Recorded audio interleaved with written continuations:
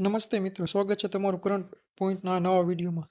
જ્યાં આજે પંચાયત પસંદગી બોર્ડ દ્વારા આસિસ્ટન્ટ એન્જિનિયર સિવિલ ભરતી 2025 જાહેર કરી દેવામાં આવી છે. 350 જગ્યાઓ માટે જાહેર છે અને ઓનલાઈન ફોર્મ સ્ટાર્ટ 7/10/2025થી. તો આપણે વિસ્તારમાં ચર્ચા કરી. ગુજરાત પંચાયત સેવા પસંદગી મંડળ ગાંધીનગર દ્વારા પંચાયત સેવાની અધિક મદદનીશ ઇજનેર સિવિલ વર્ક સંવર્ગની 350 જગ્યાઓ પર સીધી ભરતીથી ઉમેદવારો પસંદ કરવા માટે ઓનલાઈન અરજી પત્રકો મંગાવવામાં આવે છે. આ માટે ઉમેદવારે સરકારશ્રીની ojas.gujarat.government.in વેબસાઇટ ઉપર 7/10/2025 થી 6/11/2025 સુધી ઓનલાઈન અરજી કરવાની રહેશે. તેમજ સામાન્ય વર્ગ એટલે કે જનરલ કેટેગરીના ઉમેદવારોએ અરજી fee ₹100 plus service charge SBI ઈ-પે ના માધ્યમથી ઓનલાઈન ફી ભરવા માટે 7/10/2025 થી 6/11/2025 સુધી રહેશે. હવે નેક્સ્ટ જોઈએ છીએ. આ રીતે જિલ્લા વાઇઝ જગ્યાની માહિતી આપને આપવામાં આવી છે. બધા જિલ્લા છે, 33 છે. કેટેગરી વાઇઝ ને બધી રીતે માહિતી આપેલી છે. નેક્સ્ટ જોઈએ. એજ્યુકેશન ક્વોલિફિકેશન શું છે? શૈક્ષણિક લાયકાત અને મર્યાદા. All candidate shall possess a diploma in civil engineering obtained from technical examination board or any of universities. એટલે કે ડિપ્લોમા ઇન સિવિલ એન્જિનિયર કરેલું હોવું જોઈએ અને વય મર્યાદા છે 18 વર્ષથી 33 વર્ષ સુધી તમે ફોર્મ એપ્લાય કરી શકો. હવે નેક્સ્ટ જોઈએ છીએ. અધર છે પંચાયત સેવાના અધિક મદદનીશ ઇજનેર વર્તનની સીધી ભરતી માટે ડિપ્લોમા ઇન સિવિલની શૈક્ષણિક લાયકાતને સક્ષમ લાયકાત ગણવા ઠરાવેલ છે. જે ધ્યાને લેતા ડિપ્લોમા ઇન સિવિલ એન્જિનિયર ઉપરાંત નીચે મુજબની સક્ષમ લાયકાત ધરાવતા ઉમેદવાર પણ અરજી કરી શકશે. Diploma in civil environmental engineering એવી રીતે આપેલ છે. આ ડિપાર્ટમેન્ટમાંથી તમે જો પાસ કરેલ હોય તો તમે આમાં એપ્લાય કરી શકો છો.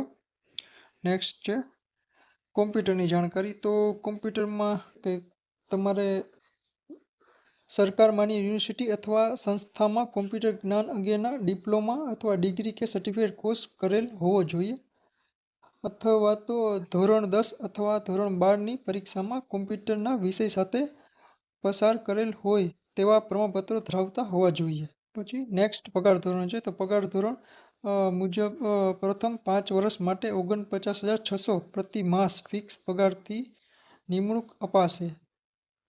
તેમજ આ ઠરાવથી નિયત થયેલ અન્ય લાભો મળવાપાત્ર રહેશે. નેક્સ્ટ જોઈએ છીએ. સ્પર્ધાત્મક પરીક્ષા પદ્ધતિ અને પસંદગી પ્રક્રિયા.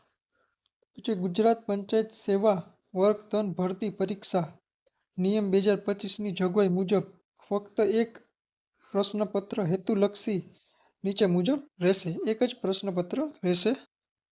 આપને સિલેબસ આપેલું છે. General awareness and general knowledge એ 35 માર્કનું છે અને ગુજરાતી મીડિયમમાં છે. પછી ગુજરાતી ગ્રામર તો કે એ 20 માર્કનું છે અને એ ગુજરાતીમાં છે. અને ઇંગ્લિશ લેંગ્વેજ એન્ડ ગ્રામર એ 20 માર્કનું છે અને ઇંગ્લિશ લેંગ્વેજમાં આવશે. પછી general mathematics reasoning and data interpretation તે 25 માર્કનું છે અને તે ગુજરાતીમાં આવશે. અને question job and technical knowledge with regard to the education qualification કે તે તમારી ફિલ્ડમાં જે એના રિલેટેડ ક્વેશ્ચન આવશે એ 100 માર્કનું રહેશે અને તે ગુજરાતી ને ઇંગ્લિશમાં હોઈ શકે છે. અને ટોટલ ડ્યુરેશન ટાઈમ છે 3 અવર્સ. હવે જનરલ અવેરનેસ અને જનરલ નોલેજમાં શું અંદર પૂછાશે તો એ છે general mental ability and general intelligence, history of India and history of Gujarat, culture heritage of India and Gujarat, geography of India and Gujarat, sport related હશે. પછી Indian polity and the constitution of India, પછી પંચાયતી રાજ હશે. પછી welfare scheme of Gujarat state and union government, પછી Indian economy and planning હશે. પછી general science, environmental, information technology, પછી current affairs of regional, national and international importance. The question papers shall be of objective type MCQ question રહેશે. Next જોઈએ. આ સ્પર્ધાઓની પરીક્ષામાં ઉપર દર્શાવ્યા મુજબ વિષયોને આવરી લેતું હેતુલક્ષી પ્રશ્નનું ઉત્તરપત્રક OMR અથવા તો CBRT પદ્ધતિ સ્વરૂપનું રહેશે. એટલે CBRTમાં બી લઈ શકશે કે OMR બેમાંથી એકમાં આ પરીક્ષા કન્ડક્ટ કરવામાં આવશે અને ઉમેદવારે દર્શાવેલ પ્રત્યે સાચા જવાબ દીઠ 1 ગુણ મળવાપાત્ર રહેશે અને જો ખોટો પડશે તો 0.33 માઇનસ થશે. અને નેક્સ્ટ છે સ્પર્ધાની પરીક્ષા પૂર્ણ થયા બાદ મંડળ દ્વારા પ્રશ્નપત્રના સૂચિત જવાબ દર્શાવતી પ્રોવિઝનલ આન્સર કી પ્રસિદ્ધ કરવામાં આવશે અને પરત્વે ઉમેદવારે વાંધા સૂચક મેળવ્યા બાદ ફાઇનલ આન્સર કી મંડળ દ્વારા તૈયાર કરવામાં આવશે અને તે આધારે રિઝલ્ટ પ્રોસેસિંગની કાર્યવાહી હાથ ધરવામાં આવશે. હવે જો ફાઇનલ આન્સર કીમાં કોઈ કારણોસર પ્રશ્ન રદ કરવામાં આવે તેવા સંજોગોમાં રદ થયેલ પ્રશ્ન ગુણની બાકી રહેલ પ્રશ્નના ગુણમાં પ્રો રેટ મુજબ ગણતરી કરવામાં આવશે.